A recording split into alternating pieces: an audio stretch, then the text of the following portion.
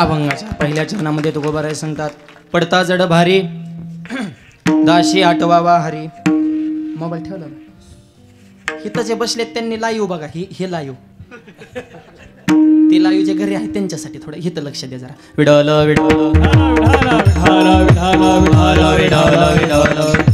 अभंगाच्या पहिल्या चरणामध्ये तुकोबाराय सांगतात, पडता जड भारी दाशी आठवावा हरी. दासानं शिवक ना हरिभक्तानं हरीचं चिंतन करायचं, हरीचा धावा करायचा. ठीक आहे महाराज, मग हरी काय करतो? मागे पुढे उभा राहे संभाळीत, आली या आगात निवारया. भगवंताचा धावा करणं ही भक्ताची जबाबदारी आणि त्या संकटातून भक्ताला बाहेर काढणं ही देवाची जबाबदारी. विडल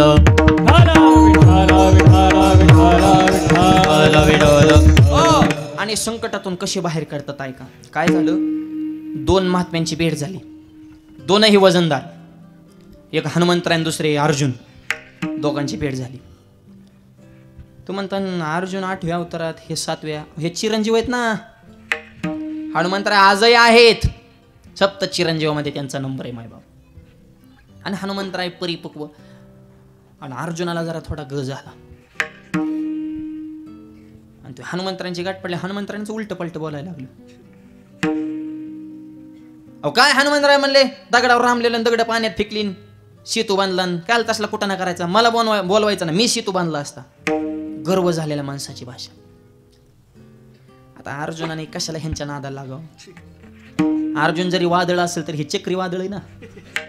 मारुतर म्हणजे काय सोपी पावर रे काय? दुसऱ्याच्या गावात गेल्या माणसं डिरिंग करीत नाहीत, गप्प बसते, नको रे गाव दुसऱ्याचे झपकीतून आपल्याला येडेवणी करायला ग. हे वाघ असा झाला थप, दुसऱ्याच्या गावात जाऊन तिथल्या मालकाची दाढीच जाळली. हनुमंत महाबली दाढी रावणाची जाळी, दाढी रावणाची जाळी, हनुमंत महाबली दाढी रावणाची जाळी, हनुमंत महाबली दाढी रावणाची जाळी, दाढी रावणाची जाळी, हनुमंत महाबली दाढी रावणाची जाळी, हनुमंत महाबली दाढी रावणाची जाळी, दाढी रावणाची जाळी, हनुमंत महाबली दाढी रावणाची जाळी, हनुमंत महाबली दाढी रावणाची जाळी, हनुमंत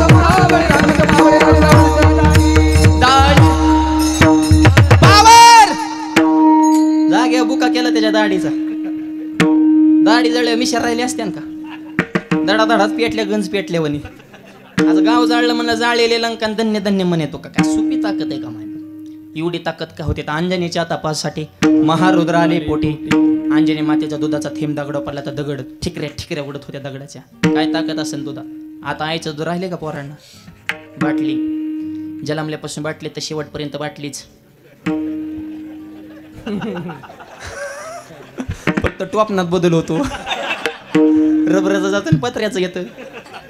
काय ते पोरं त्यांना दुधाच्या बाटल्याने ती बी पोरं गांग्यावानी त्यांच्या तोंडात बाटली कोंबायची, आईनं झुळीत फेकायचं, पोरग बसायचं वाट्या व्हॉट्सअप खेळत, ती पोरग नुसतं पत्र्याकडे बघत झुळीत. त्याला कळा ना मम्मी कुठे पप्पा कुठे.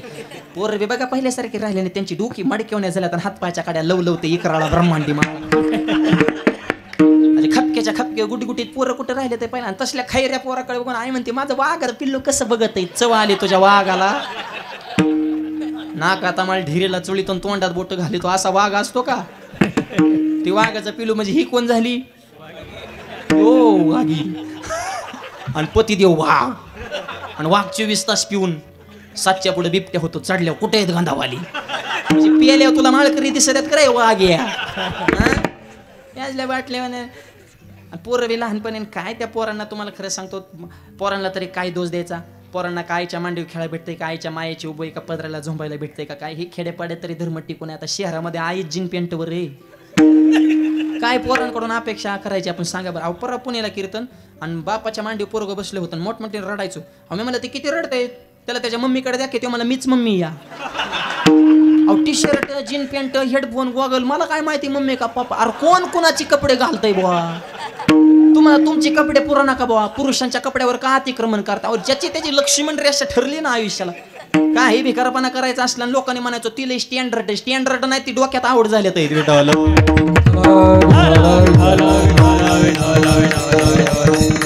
असली मुलांची अवस्था आहे. आईच्या दुधाची ताकद होती मायबाप. अंजनीच्या तपासासाठी महारुद्र आले पोटी, म्हणून शरीर वज्र ऐसे कवळी ब्रह्मांड जोगूची ताकद आहे हनुमंतराय.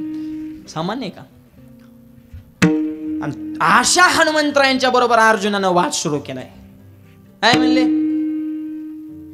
ग देव माझा ड्रायव्हर आहे म्हणले अर्जुन वाकनाच.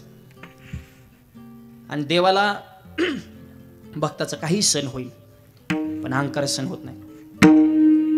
तिळ मात्र जरी होय अभिमान होय अभिमान, तिळ मात्र जरी होय अभिमान होय अभिमान, तिळ मात्र जरी होय अभिमान होय अभिमान, तिळ मात्र जरी होय अभिमान होय अभिमान. मेरू तो समान भार देवा, मेरू तो समान भार देवा, मेरू तो समान भार देवा, मेरू तो समान भार देवा. तिळ मात्र जरी होय अभिमान होय अभिमान, चलो चलो तिळ मात्र जरी होय अभिमान होय अभिमान, तिळ मात्र जरी होय अभिमान होय अभिमान, तिळ मात्र जरी होय अभिमान होय अभिमान, होय अभिमान अभिमान. तिळ मात्र जरी एवढा सुद्धा भक्ताचा अहंकार देवाला सण होत नाही. अर्जुनाला तर ते झाले, वाकनाच ग झाले माणसं वाकत नाही. आणि एक वाक्य सांगा, लोक म्हणते शिकला तेव टिकला. हा जे वाकला तेवच टिकला. ज्याला इलेक्शन मध्ये निवडून यायचे त्याने काम कमी करायचे, फक्त वाकाय शिकायचं. कामाचा निवडून येण्याचा काही संबंध नाही, उलट जास्त काम करायचं आणि तेवढं लवकर पडायचं. हा काम जास्त नाही, काम मापातून गोड बोलत राहायचं. जेहारी जेहारी लोक म्हणतात भारी माणूस. लोक तसली झाले तर आपण बी लोकांसारखंच राहायचं. काय काम करणाऱ्याच्या कोण मागे उभा राहतो. त्याच्यामुळे एक वाक्य सांगतो, नम्रता फार महत्वाची. मागा महापुरी जाडी जाते ते लवाळे वाचते. कशामुळे? लहानपण देगा देवा, लहानपण देगा देवा, देगा देवा, मुंगी साखरेचा रवा, मुंगी साखरेचा रवा रवा. लहानपण देगा देवा, लहानपण देगा देवा, मुंगी साखरेचा रवा, मुंगी साखरेचा रवा. लहानपण देगा देवा, लहानपण देगा देवा, लहानपण देगा देवा, मुंगी साखरेचा रवा, मुंगी साखर. जो जगाला सदा नम्र आहे त्याला माझ्या चरणाजवळ जागा आहे. महापुराला मोठ्याला खोडाची झाड जरा रगील होती, पाण्याला डोळं वटारलं खोडाने. पाणी म्हणलं माझ्या नादी लागतं काय. जीच पोराचा झपका बसलाय, काढ दिशेने मोडून पडली. मोठाले झाड मोडलेले बारक्याला लवळ्याने बघितलं. अरे ती म्हणली मोठीच मोडून पडतात ना, आपण कसं काय जगन. त्याच्यातला एक लवळा हुशार होता, ते मला काहीच करू नका, पाणी आलं की झोपा. तुम्ही छाती फिती काढायच्या भानगडीत पडू नका म्हणले. तिकडून आलं की डायरेक्ट लोटांगण घाला म्हणले. आलं पाणी, लावाळे सगळ्यांनी दिलं अंग टाकून.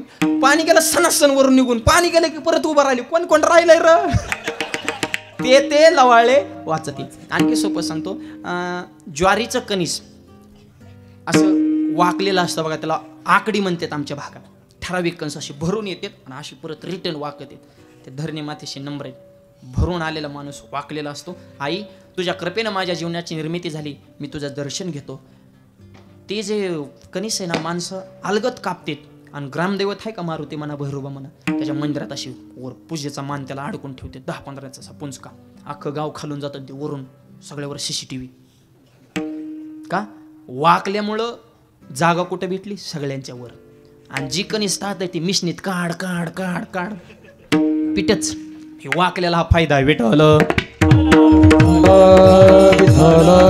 तसं अर्जुनाला अहंकार झाल्यामुळं नम्रतेची भाषा राहिली नाही. आणि हनुमंतांना उलट पलट बोलायला सुरुवात केली. म्हणजे काय दगडावर रामलेलं, दगड पाण्यात फेकले, शेतू बांधला आणि कुठं नाही करत बसले. मला बोलवायचं ना, एका बाणा शेतू बांधला असता.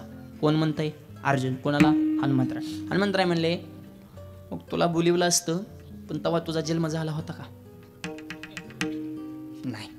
आम्ही पूल बांधलाय 7 होता, तुझा जन्म 8 होता. तुझा जन्मच नाही, तर मिस कॉल कसा द्यायचा तुला? बरं, दुसरा मुद्दा, जरी तू असता तर आमच्यासारखे वजनदार माणसं तू बांधलेल्या पुलावनं जर गेली असती तर ती पूल मोडला असता. अर्जुन म्हणला काय? मी बांधलेला पूल मोडू शकतो? शक्यच नाही. मी आत्ता पूल बांधतो. मारुतीराय म्हणले आता मोडतो. मोडल्यावर आणि मोडला तर काय करणार? अर्जुन म्हणला मी बांधलेला पूल जर तुम्ही मोडला, याच ठिकाणी शपथ घेतो की पूल मोडलेल्या दुसऱ्या क्षणाला प्राणत्याग करणार, आत्महत्या, अग्निप्रवेश, जिवंत राहणार नाही, या जगाला तोंड दाखवणार नाही, डायरेक्ट मृत्यूची भेट.